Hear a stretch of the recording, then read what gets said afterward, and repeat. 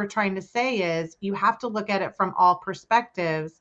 And unfortunately, sometimes attorneys will leave experts out, and sometimes experts will leave attorneys out, so it's really finding that balance that you're in control of some of that situation, right?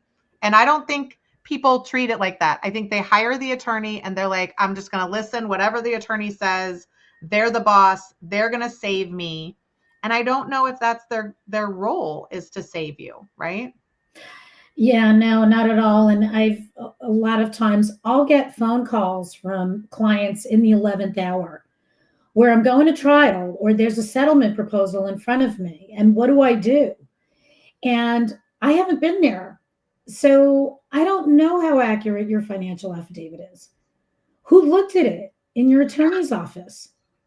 Someone in a paralegal or an associate in your attorney's office looked at your financial affidavit, and your financial affidavit is showing $25,000 a month in spending, but yet your tax return is showing $60,000 a year in income. Did anyone address that? But now you're going to trial in a month. Yeah. And you don't even have all the documents that are needed to reconcile the two. There is definitely an intersection that the best person to review that and to look at that and to address that and to help you understand that is the financial person.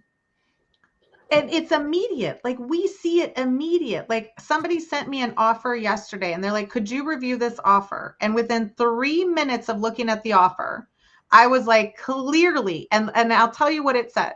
It said, I'm going to keep the house and I'm going to pay you out your part of the equity when I sell it sometime in the future.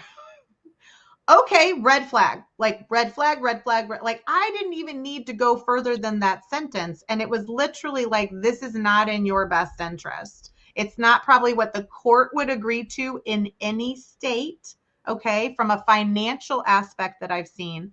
But it also had just, once that red flag hit, I knew that it was going to be a cascade of offer that was all on one side, and really that, and they're sending it to this individual that doesn't have representation, doesn't have a financial person, like, that's what's happening out here. And in my mind, if you hire an attorney and they're not immediately telling you who the expert they're hiring or that they're recommending, or that what their process is that involves a financial person, I would have an issue with it. Because one thing that it tells me is that they have not, I talked to a person yesterday and he's like, this is the second time I've needed to have an expert in my cases in my career.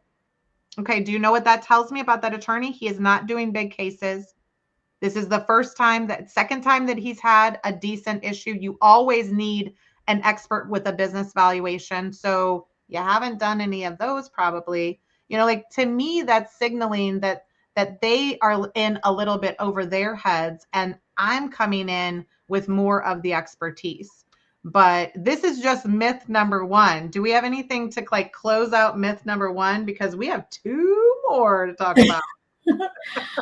Oh goodness. Well, I mean, I thought I definitely hope that we have dispelled this myth that the attorney is the best person to file the financial affidavit. I think that regardless of how much money is in the estate, everyone can use some help, and understand that you don't need to have $50 million to hire a financial forensic or a business valuation person to kind of see what's what. We can tailor to your needs. And in the long run, it will most likely save you money because you will not be spending it with your attorney.